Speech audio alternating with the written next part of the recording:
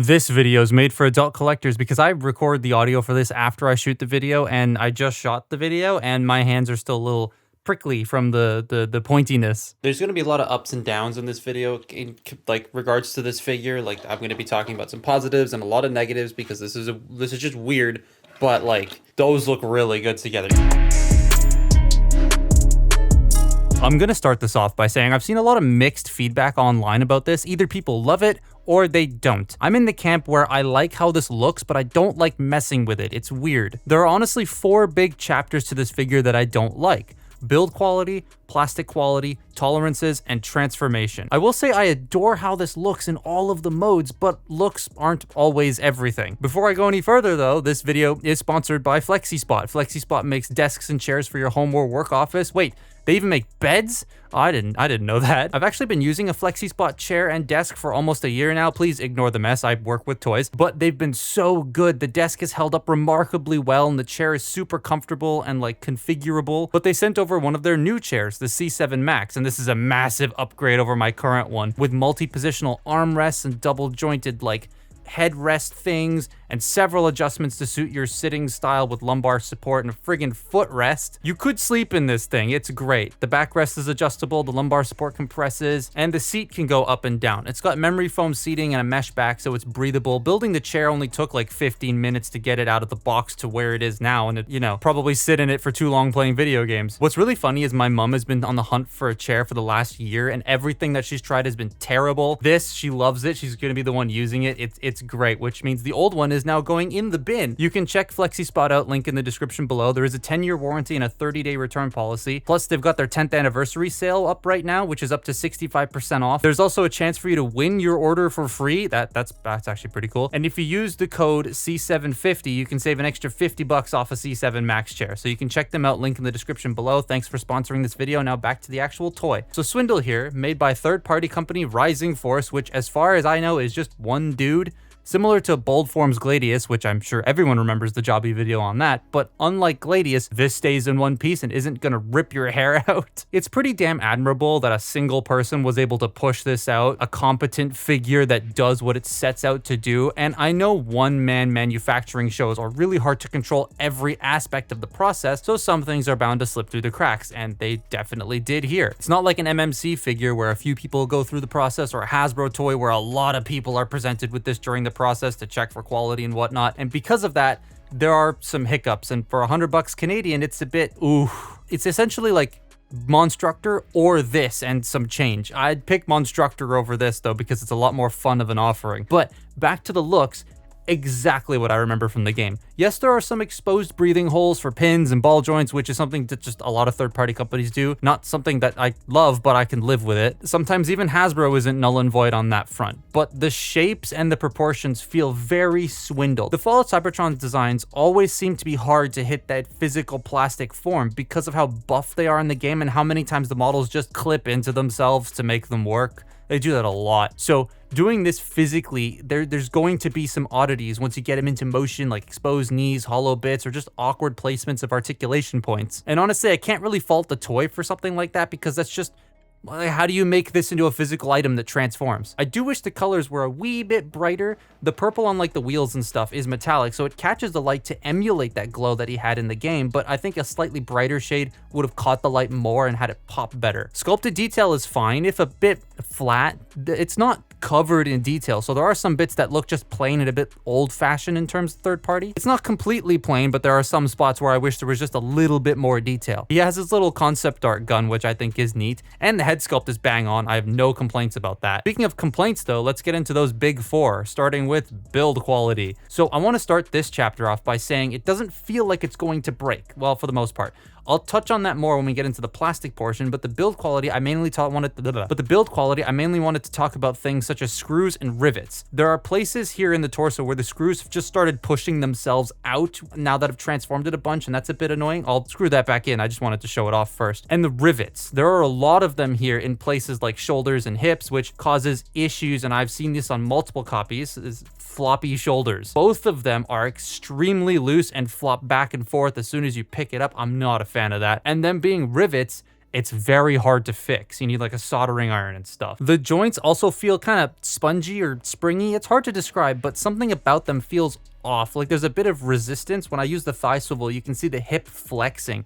They aren't like that all over the figure, and it's not like it feels like it's gonna break, but it's just strange. Mine also has loose hips. I'm shaking it to better demonstrate how loose this is. I don't just sit at home and do this, but yes, they aren't the most stable things in the world. And the ankle tilts are a little looser than I would like on mine. The hands also come off pretty easily when trying to transform him back into robot mode because you gotta push a thing and pull them out at the same time and they just come out all the time. The plastic quality.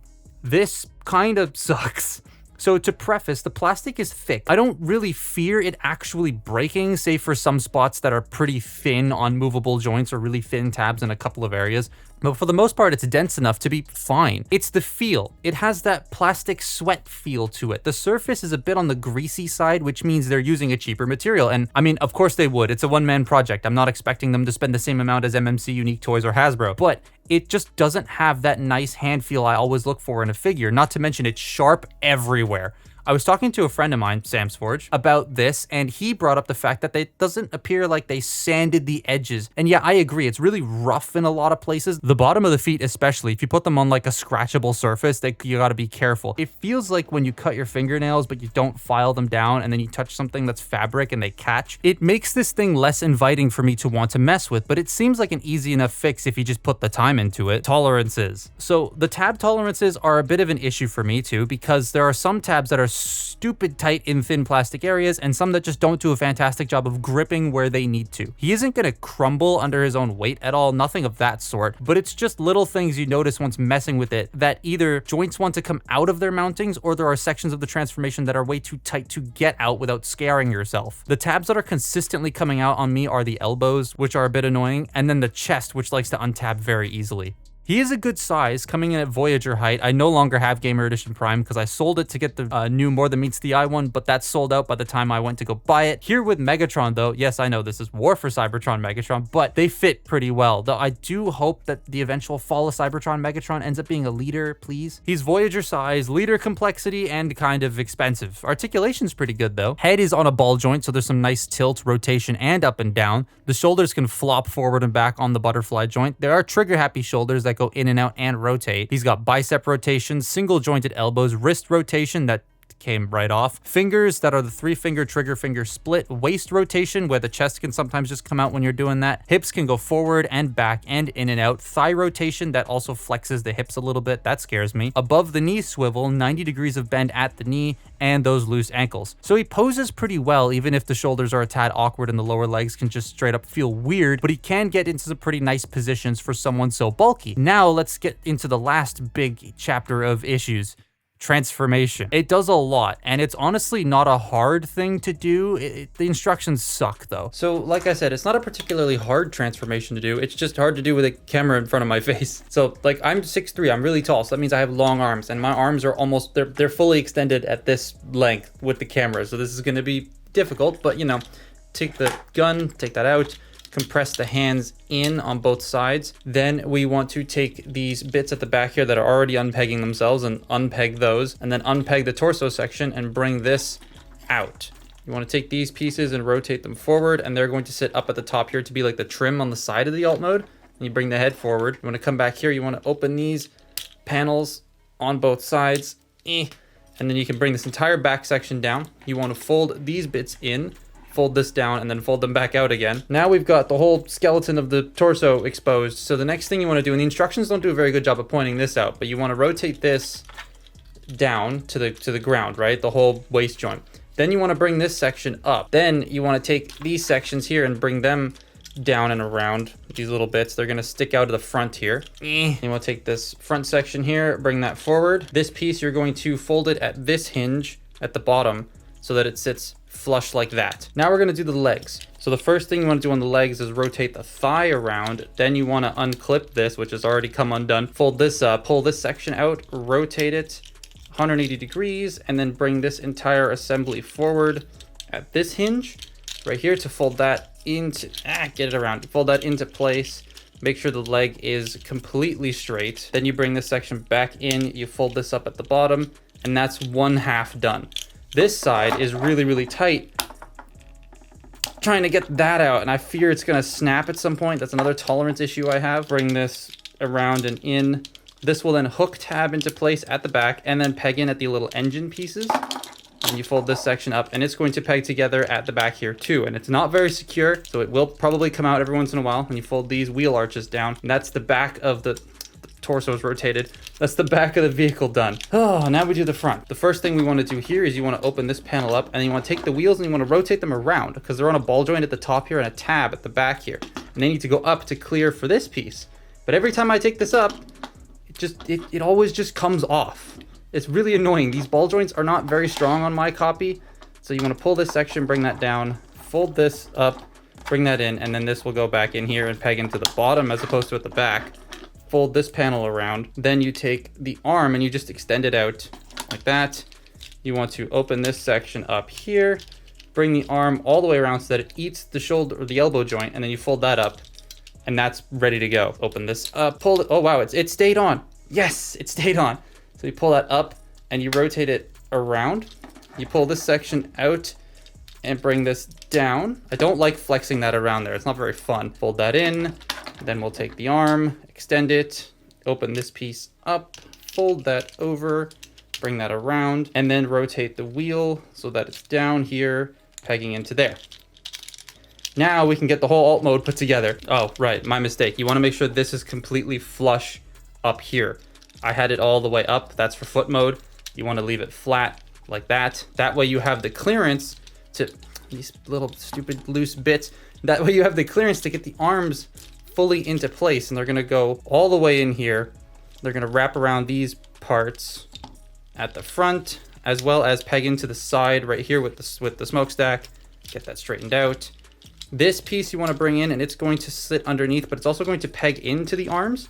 And I find it's easier to get it pegged into one and then it holds these two into place. Then you bring the next piece in and just sort of wiggle everything in until it pegs together. Get it pegged into the back there as well. It's not pegging into the back. What's going on? Ugh, there it is. Then you bring the head all the way down. Take this piece, bring it forward, and this will peg into the side, holding everything into place on these really thin, flimsy tabs that I don't really have that much faith in. Then you take this piece at the top here, according it down, and there you have Swindle. Little fiddly, well, it's very fiddly, but it's not terrible. I don't hate it. I don't necessarily enjoy it either. That's Swindle's car, van, truck thing mode. Again, I wish the colors were brighter, but it's pretty solid. There is a lot of exposed screws on the back here, so if that bothers you, well, there they are. I do like the gunmetal on display here and the exposed engine bits at the front and no real notion of a cockpit, which really sells the Cybertronian look. The back of it is straight up just knees and it does look a bit ugly. He rolls pretty well for having almost no ground clearance, and it does a pretty decent job of staying together, though I find that the front pieces of trim here and then the legs at the back can sometimes just find themselves popping out. The gun goes on the top and it can rotate and go up and down because it's on a ball joint. Plastic feels the same. It's not very fun to hold, but hey, I think this is the best looking of the three modes. Yes. 3. Normally the larger combiners sets, I skip a detailed look at the limb modes until the final components are out, but seeing as this might take an eternity to complete itself, let's just look at the leg. Alright, the easiest way to do this is from alt mode, so we're going to start in alt mode by removing the gun. I'm actually surprised. The last time I removed it, it popped off the ball joint, but here it seems to be fine. So the first thing that we want to do here is take these and fold them down. They're going to just accordion back in and fold those up. We're going to unpeg the arms from both sides like that, and then bring this section out and forward like you're going back into robot mode. Spread the arms out, and that way you can take this whole entire assembly here and fold it forward.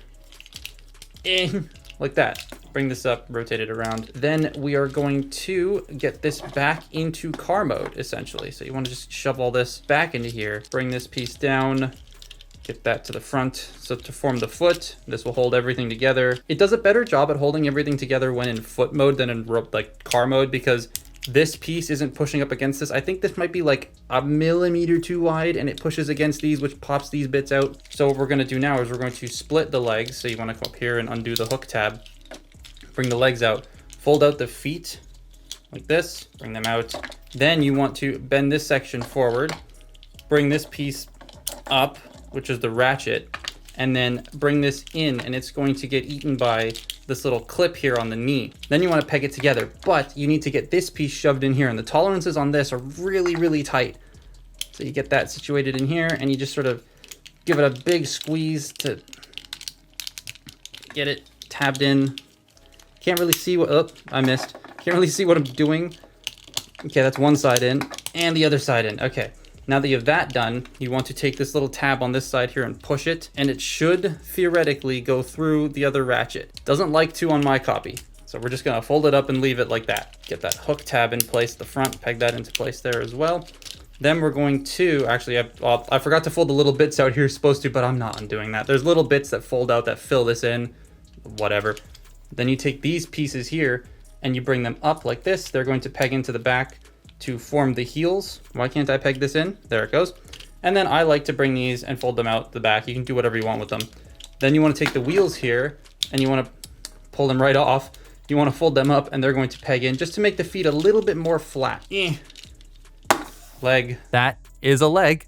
Yeah, I don't really like tabbing and untabbing that back panel in, nor do I like how the ratchet goes together, but once it's jammed into Onslaught, that part shouldn't be a worry. Speaking of jamming things into Onslaught, Ayo, you can take the official Swindle off and then slide the Rising Force Swindle into the socket. It's not meant to go there, it's a loose connection, but it is cool that you can do that. The ankle is very exposed in the middle. There isn't a lot of meat down there, given how this is supposed to look, but again, how do you translate that into a fully functional figure without spending $300? He has an ankle tilt, rotation, and forward and back, which is great, but it's a little bit loose, and with the entire weight of a combiner on top, I don't know how it's gonna fare. Yeah, it's fine with the modern Bruticus, but that's because the other leg has a frame on it, so it's, you know, resting on that. It's an interesting one because I don't think it's terrible. I think the asking price of $100 Canadian, or about $65 to $70 US, is a bit steep for something like this. But if the plastic felt nicer and the shoulders were better, honestly, that's all I would have needed for me to say that I fully recommend this. I know Hasbro's probably going to make a Fall of Cybertron Bruticus at some point. They've said they want to do it, but how long is that going to take? Plus, it might not look as accurate as this because it has to conform to a retail budget. It will most likely feel nicer than this, but these are all hypotheticals. There's no leaks saying we're getting one anytime soon. So all you really have is this or the very expensive Military Titan set. If you're desperate for a Fall of Cybertron Bruticus, then I would say this pretty much is the only avenue you have right now. It is a bit poo though, it's not the worst, but let's just say I'm going to leave it in foot mode and not touch it again until the rest of them come out. But that's my look at Rising Force Swindle. Follow me on Twitter and Instagram, and I'll see you next time. Bye-bye.